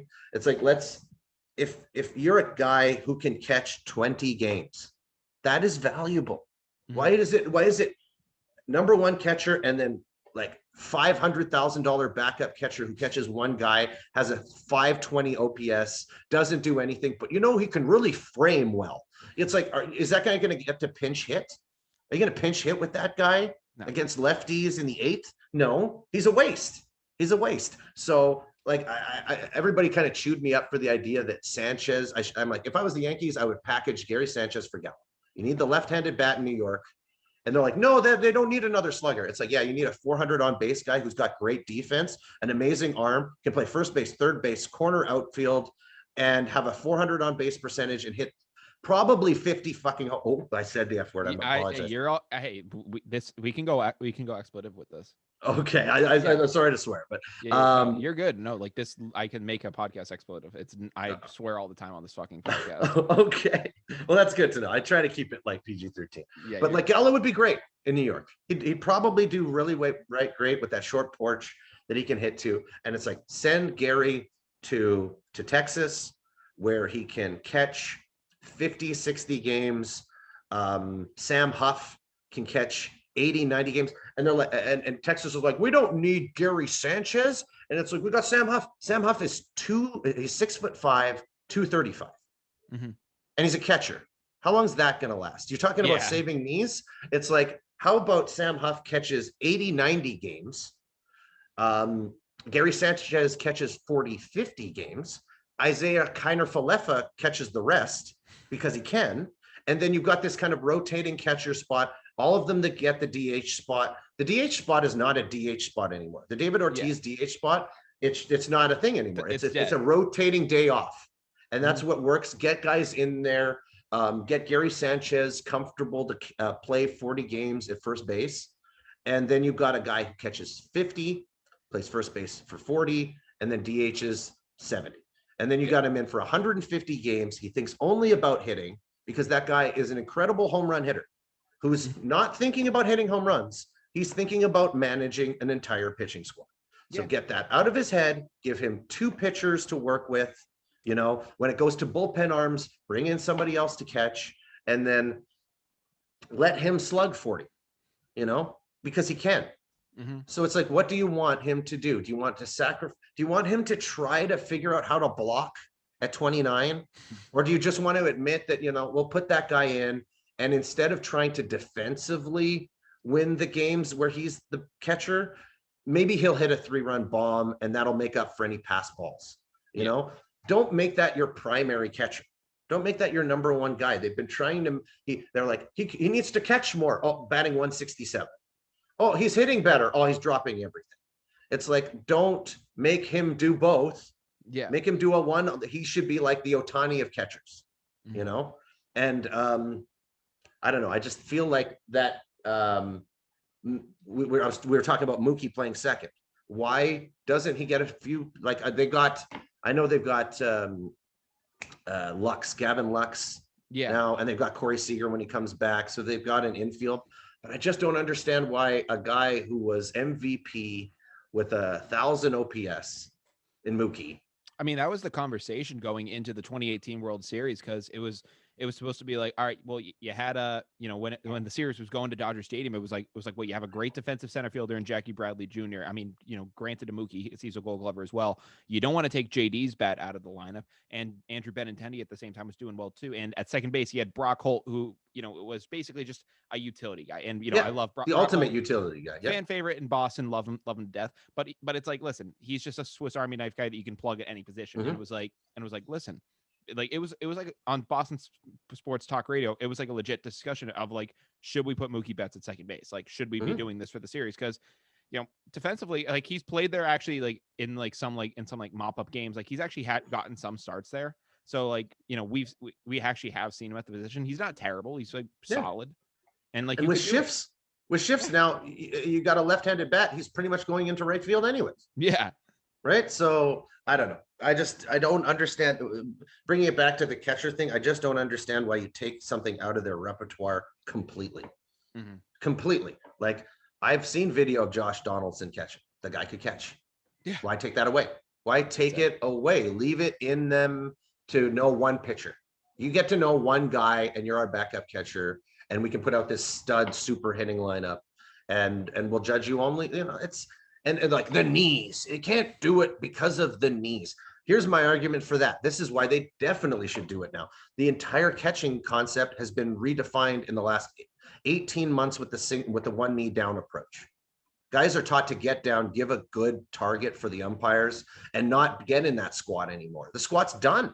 They killed the squat in the last 18 months. So why not, if you're going to do one knee down already in a catcher position, that's saving your knees. It is a lot easier to get into that position than popping the squat for 9 innings. That's saving the knees. The knees are already being saved. So why not try to get a little bit more offense out of the catcher spot if the knees are not going to be that big of a deal moving forward? And they've got the little pads behind the knees. That saves everything too. So they've made advances where you're not having to be Johnny Bench. You Yeah. don't have to go through Johnny Bench like you don't have to be Pudge Rodriguez and go through. Buster Posey made it so you don't have to get run over at home plate anymore. So Yeah. it's just like catching isn't as hard as it was 20 years ago. It's harder to deal with the super breaking high velocity pitches, Oh my but God. it's Yeah. not as much of a grind. You're not getting run over. It's just not as rough. It's probably like 15-20% easier now. So Yeah. why not get some offense out of that position? 100%. I mean, I completely agree. I think that there's a lot of benefits to doing that. Kind of going back to what I had gotten into with the Verdugo thing that I originally wanted to bring up. Another player too. I think that Oh, another player too that I think you'll want to watch out for in a little bit as well with the Red Sox coming up. I hope that he comes on soon because the new Red Sox AAA park is actually like only like 10 minutes from my house. They ended up moving their facilities to Worcester, Massachusetts, which is much closer to where I live. mhm. Because originally they were in Pawtucket, and I don't know if you've ever been near Pawtucket, because not the greatest place, but it was once you're like the thing I'll say about the Pawtucket Red Sox, and I've said this on the show many times, once you were in the ballpark, you had a good time. The walk to the ballpark was terrifying. Yeah. But with the Worcester Park, it's actually in a great location in the city, and like it's all around a good thing. The Red Sox ended up calling up their, I believe it's their number 3 prospect, Jaron Duran. He's now in the major leagues. He is someone that to really watch for because I was seeing him perform down in AAA, and my God, the home runs that this guy can hit are electric. And in my opinion, he could be what 2011 Jacoby Ellsbury was, where it was like the 300, the great defense, and the Mm-hmm. 30 something home runs. I Mm. think Jaron Duran could be that for the Boston Red Sox every season because the amount of power he has and the defensive presence and the speed that this guy has, it's insane. He just hit his first career home run against the Blue Jays, like the other night, and I think he got his first hit off Garrett Cole. I don't.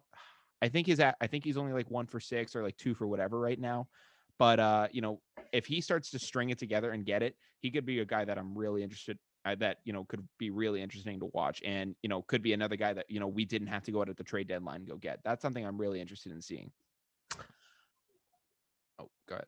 Oh, I was just gonna say, it's a great spot to come up with too, with that lineup, with Mhm. that core group you got with Verdugo, with JD, with Devers, with Bogarts to come up with that group. Most of those guys have a World Series championship ring, Yeah. and that's a great place to get your feet wet. That lineup allows you to be in a lot of great positions. You could be hitting in the 8 spot, 7 spot, and you've probably got guys on base for you with that lineup. So Yeah.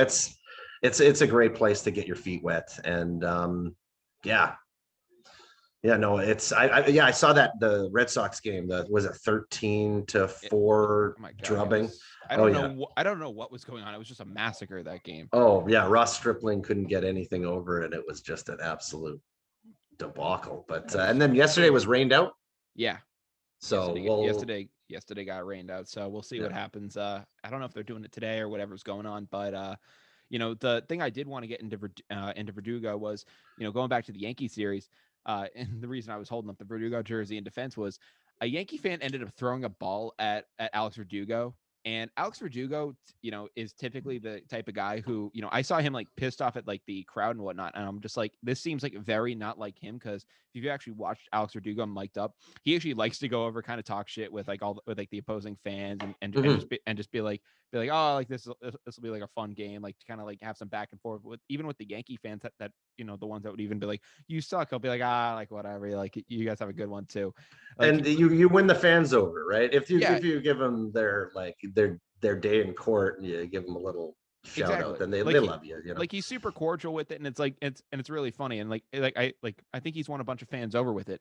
But I guess some Yankee fan ended up throwing a ball at him, and he was livid, and it was crazy. I guess this fan is now banned from all 30 stadiums. Like, it's craziness. I did want to touch on that because I'm just like, that fan sucks. I wish like the Celtics fan who got outed for throwing the water ball at Kyrie. I don't know why we couldn't have gotten a camera on this guy so that way we couldn't have made him enemy number one. But oh yeah.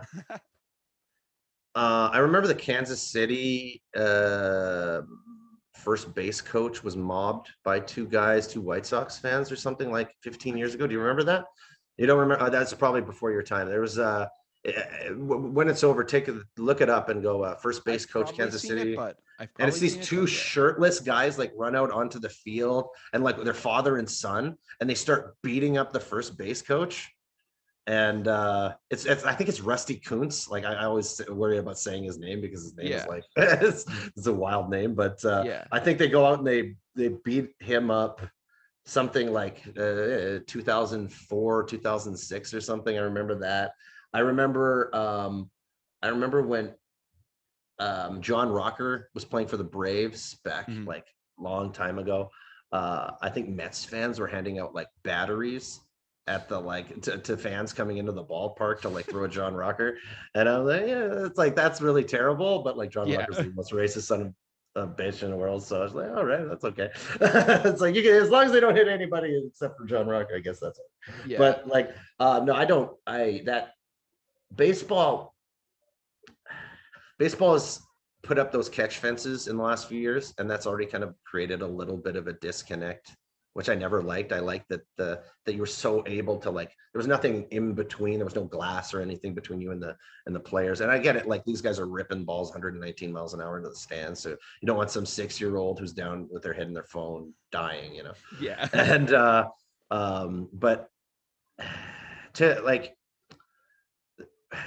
I always love the interactions the players have with the fans when they flip them the balls, the third out or anything like that. And they have little moments with them, or Prince Fielder, was it Prince Fielder eating the nachos? Yeah. Or Manny doing the high five when he caught that one ball and he ran up and gave the guy a high five. And then he threw the ball, in, like, because it was still like the inning was still going, right? He got the double play.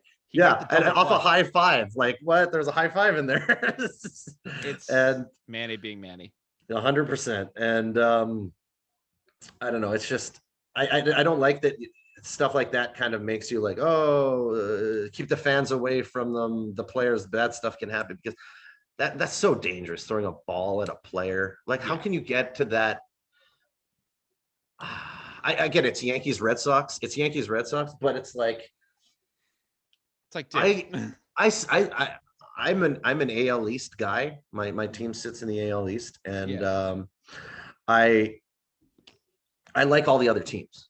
Yeah. Okay. I like all the other teams and their history. Like, I could talk about Brooks Robinson for the Orioles forever. That guy had a 40 D WAR.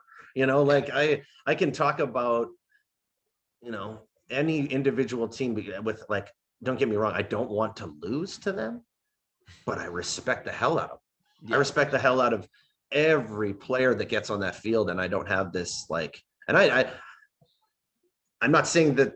Like, my love for the game is pretty high. I love it a lot. And I don't think that guy loves the game more than I do. So where is this rage passion coming from that you have to hurt a right fielder? What? There's nothing that he could have done to you. I just don't understand. Well, you asked where'd that rage and passion come from. I have one word. It's called alcohol. 100%. Yeah. Oh yeah. But yeah. Usually that just makes me happier in a ball game, but no, I can understand that a Yankees fan might be. And then I guess you got to think of where are the Yankees right now? Yeah. They're not where they're supposed to be. Nope, they're not. No, Good. and they're probably not going to be there for some time. They've got to make a lot of moves. They've got to change the way that they play. Good. And yeah, no, I agree. I agree with it's a good place for baseball to let somebody else get a chance at that top spot in the AL East. I like the Jays. I like the Red Sox. I like the Rays. I like the way that they all do it. So, the Yankees being in fourth, they can sit down there with their $392 million DH. It's not that much, but it's close to that much. Yeah. Then they're Cheater and Garrett Cole. Ugh. He's still pitching well, but that last performance he had that was really, really good. I wanted to go back and look at Higashioka's glove. I was up at my lake and I was like, hey, he pitched really, really well. And I'm like, can I see Higashioka's glove? I don't trust any of his good performances anymore. Unless there's like 4 or 5 strikeouts connected to it and a lot of fly ball outs to the warning track. I don't believe it.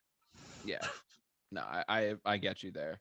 But kind of going into the last topic of the show that we had going on, you were talking about giving other individuals a chance to shine. I think that kind of gives I think that's kind of a good transition for something I guess that you're trying to start up now. We've talked about your movies, about your kind of movie career and different things going on there. But you had mentioned to me like in the show map that you had a concept going on for a female baseball league. I'll let you kind of take the ropes with that because I don't know too much about it where you're coming from. So I'll let you kind of get into it. Yeah, actually got to grab my notebook here. The idea was that I think I was saying it to you earlier was that I just find it interesting that all female sports have their female equivalent to the real sport. Female hockey exists, female basketball exists, female soccer exists, female NBA exists. I said that already, basketball, but UFC. We can watch 2 girls go into the ring and literally destroy each other's faces, but we can't watch girls play baseball. As baseball's too dangerous. They outlawed it in the 40s or something that women could never play professional men's baseball. That's too dangerous. They had the women's professional league back in the 40s when we were at World War II. So it takes a world war to get women to play baseball. So hopefully it doesn't take that for the next female baseball league to start up. But I just find it funny that 1944 was more progressive than it is now. And this isn't some vendetta to go kill softball.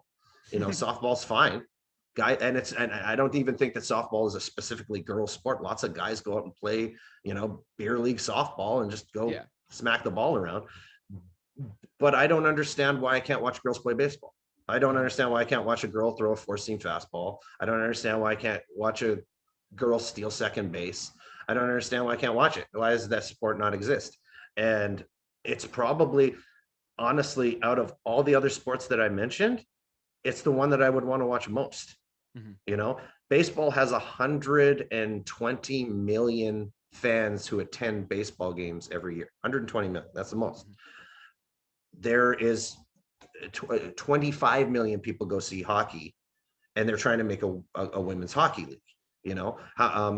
It's less for basketball. About 35 million people see basketball, I believe, a year, and you've got the WNBA. It's why can't there be a 7-inning, 60-game, 8-team baseball league split into 2 divisions, one on the East Coast, one on the West Coast? Toronto, New York, Boston, Philadelphia in the East, Vancouver, Seattle, Los Angeles, one more team maybe San Francisco, I thought San Diego would be okay because Tatis is so hot. So why not just kind of do something? The Las Vegas was my other team. I called it the Showgirls, but I don't know if you get in trouble for that, right? Because of the show, right? Making it to the show is the term for making it to pro baseball, right? And Showgirls don't strip; they're like can dancers, right? So if you call them the Las Vegas Showgirls, you're that's kind of interesting, You call like I said, you call the Red Sox teams the Red Stockings, because that was the original Red Sox name. New York Nightingales, Los Angeles Amazons, you do the jersey design reminiscent to the Major League Baseball equivalent. So you've got guys going in the guy's jersey to a Dodgers game, and the girls going in an Amazon jersey, which is the same lettering, same coloring. And you got the guys and girls. Hell, you got guys wearing the girls' jerseys. You got girls wearing the guys' ones. Why not guys wearing the girls' ones? And I just know I would watch it. Yeah, I know I would. I would want to watch it. I want to watch it. I want it to exist. And I just can't see why not. I don't know what's in the way. I mean, I'll tell you this. I'd be much more keen to watching much more interested in watching, a women's baseball league than a women's softball league. I actually commentated some women's softball at my local school, Bryant University. I did some commentary with that. And obviously the sports are extremely similar. Like you can't deny it. With the styles of like the underhand pitching, like the way that they've done it, I would not be able to know how to master like the way that they do it. But I would be interested to see a girl like throw a 4-seam fastball or try to throw a curveball and do stuff like that. And the changes that do exist, because I'm so into like the history of baseball, when I see the differences in softball, they can be the most minute differences. But when it's like we have 2 bags at first base that you can run through, one if you're going to turn and one if you're going to go straight, I'm like, why can't there be one bag? And there's just like you can't steal. Yeah, you can't steal, you can't do things like that. And I'm just like, why can't you have certain things like that where it's like, like there's always like those little things. And I'm like, it would just make it so much better if you had it. Yeah. I'm not trying to kill softball. No, yeah. I'm just trying to create something that should exist. Women's baseball should exist. It just should. Everything else does. Why can't this exist? No, it has to be softball. Yeah. Women's hockey isn't ringette. Ringette exists. Ringette is its own thing. It's not, but women's hockey also exists. Yeah. They have the option. Why do girls are playing collegiate baseball? I brought it up to you. I can't remember her name, but there's a girl who goes to Driveline with Trevor Bauer. That's not a great name to be talking about with girls right now, but there are women in the sport, and there are a lot of girls who train baseball, whose parents train them at baseball, and then they go play softball. It's like, and there are a lot of softball. I assume that a big chunk of a softball league would want to come, if you could split up the seasons, and have a softball season here and then do your baseball season a different part of the year. Maybe a lot would come over and do both.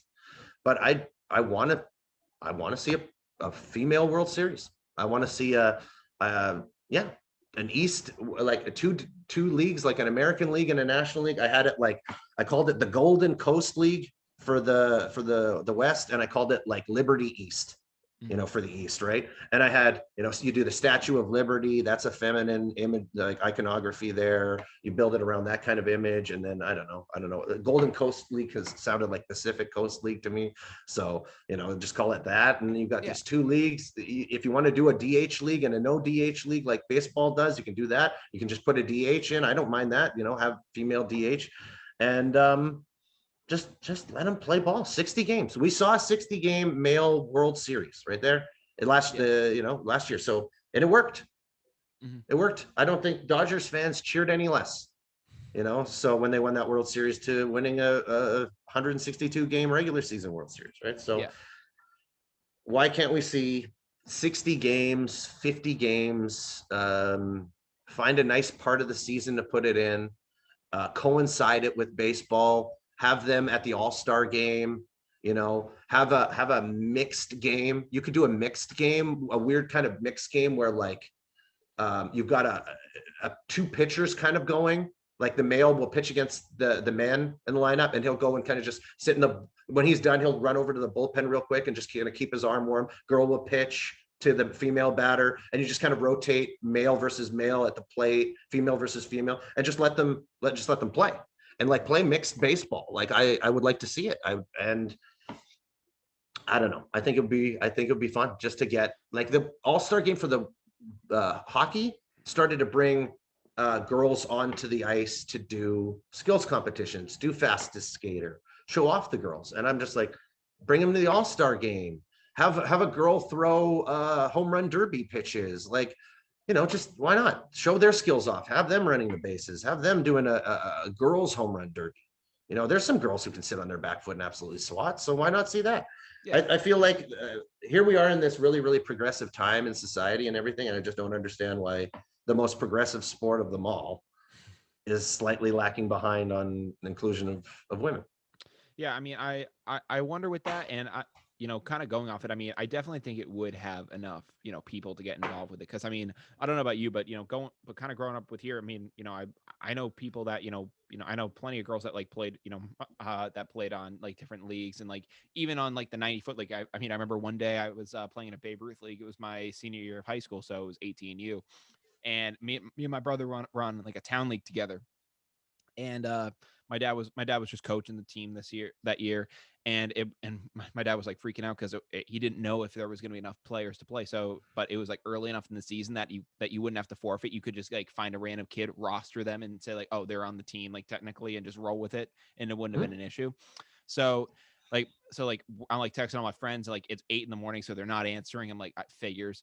But I'm like, but my sister ironically ends up going, oh, dad, I could play. And he goes, yeah. And he goes, yeah, okay, get your stuff. And she's like, I haven't played softball in like 4 years, let alone baseball. But she went out there, she played right field. Like she actually did solid. She got on base, stole a base. Like it was funny to see her out there. But in general, I knew plenty of girls that would play on like that would play on their like on the Little League All Star teams with the guys. Like they'd make the All Star team and they'd play. And like Mhm. they were starters and they were out there and they were doing good and they played pretty much as long as they were able to until you got to high school and it was like, all right, no, you have to play softball because of Title IX. There is the equivalent that you can play. Mhm. Yeah, no, I admit it's an amazing feeling when you go out there and you play with a girl and you throw her like like a little lollipop lob pitch, and then she like throws a line like an absolute seed back to you and your hand stinging. You're like, oh, Oh, okay, you, I'm sorry. And then you give them like a legit one back. You're like, I'm sorry about that, like that kind of sexist first one I threw there. And um, I've been blown away by the talent that women have at pretty much everything, and I feel like what you're seeing now is the concept that women don't have to be treated differently when you raise them athletically. mm, There was this concept that you have to be soft and you have to be kind to them and easy on them and don't push them as hard as the boys. That's not how girls are raised now. Girls are raised to challenge men. Go after the men. Don't feel like you're just up against girls. Go out there and play with the guys. And like you see like MMA fighters, they're like, I like to train with the men. mm, I like to train basketball players. I like to train with the men. I like to train with the best. I'm not just trying to find a group of girls. I want to train with the best, and that'll make me better. So to combine the genders and you just searching out the best teacher beyond sex, it doesn't matter, right? And I think a lot of training facilities have really realized that they open themselves like they were closed-minded, like, oh, we only teach guys, and then a girl comes in, completely changes their minds on, like, Ronda Rousey pretty much did it. yeah, That's an interesting. She would come in and, like, if you watched Tough, what was their show, is Ultimate Fighter. yeah, I remember when she came in on the Ultimate Fighter before she was big, and she's like, "Here's a bronze level judoka. None of you guys know what that is." And she just came in and started chucking middleweight men. Just like chucking them, and they're like, "Okay," and they take a good stance. She comes, steps in, pops the hip, and just chucks these dudes. And they're like, "I was defending that. I didn't want that to happen to me." And they're on their backs, getting their arm bars. Their arms put in an arm bar, and you're like, "This was somebody who treated wasn't raised on her sex. She was raised to be the best, and that's what the best looks like. And it can. I don't want guys fighting girls. That's what I'm yeah. trying to say. No, like But it's like, but I think girls want the best. Any athlete wants to be with the best. So that's all there is to it. 100%. No, I Yeah. mean, I agree with you there. It'd be very intriguing to see. I would definitely be intrigued to watch it, especially over softball, which I've watched it and I've enjoyed watching it at certain times. But I think to see a female baseball league would be really entertaining to see. But unfortunately, I think we are now down to the wire, which means that we're gonna kind of do a little bit of a wrap up of what we talked about throughout the show, and we'll let you guys get on your way. Obviously, we welcomed Hey Kami into the show. It was a great time to have him on. it was great to discuss with him some of the things that we some of the things that we had basically gone through since our last meeting with each other. We discussed Space Jam: A New Legacy. We reviewed the whole kind of controversy with Stephen A. Smith and Shohei Ohtani. We talked about the Red Sox Yankees series and all the craziness that went on there. Alex Verdugo getting hit with a ball, the Yankees possibly stealing signs in center field. We talked about the implications of the Blue Jays doing that earlier, and the KC Royals. We talked about catchers possibly being used as two-way as the next two-way player, as well as them possibly being the new outlet for foreign substance in baseball. We talked about the possible deals of guys like of Gary Sanchez and Joey Gallo at the trade deadline, as well as Kami's new female baseball league concept. All in all, it was a great episode. Kami, thank you so much for coming on, man. Thanks, Brian. It's always a pleasure, man. Always a pleasure. I mean, it was great. It was a great time. I mean, if there's any, obviously I've had you shout out stuff before, but for any new listeners, I'll have you kind of shout your stuff out now. Oh yeah. You can check me out at hey_Kami on TikTok. And on YouTube, you can look me up, Kami John. That's what I go under. And got about 250 videos on foreign substances. If you're not familiar with foreign substance, my page has about 150 videos timelining the entire thing. You'll learn very quickly. Yeah. And then just other great baseball content. And that's about it. Thanks again, Brian. Yeah, it was great to have you on. I mean, I really appreciate it. If you guys are not following Down to the Wire, though, at this point, what are you guys doing? We're available now on Spotify, Apple Podcasts, Google Podcasts, pretty much anywhere you can listen to us. We're also the video stream of this is also on YouTube if you're watching it there. But the main hub to reach us through is our Instagram. You can follow that at down.to-the-wire. Again, at down.to-the-wire. We'll post all sorts of updates and fun little things there. In general, though, thank you so much for coming on again. And from Down to the Wire, I'm Brian Costa. I'm Hey Kami. And we'll see you guys next time. Take care. See ya.